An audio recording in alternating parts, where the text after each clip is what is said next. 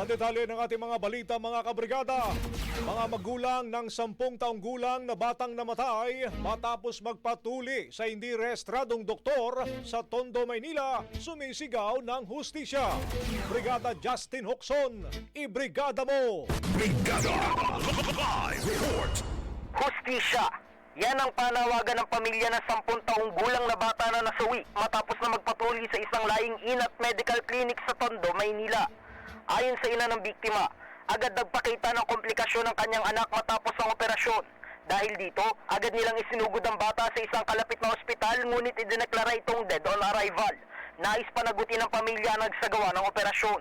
Nananawagan ngayon ng pamilya ng isang masusing investigasyon upang matukoy kung may naganap na kapabayaan o malpractice sa isinagawang procedure.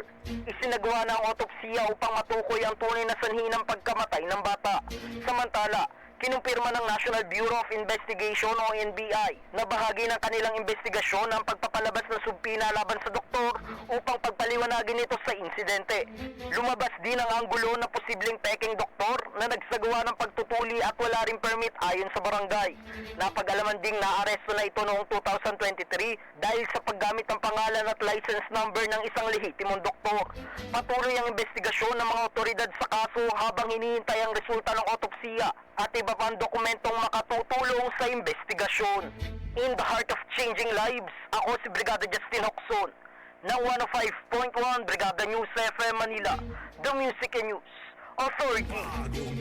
Brigada Balita Nationwide. Ang bahaging ito ay hatid sa atin ng DriveMax Herbal Capsule. Lalaking angat, tumatagal.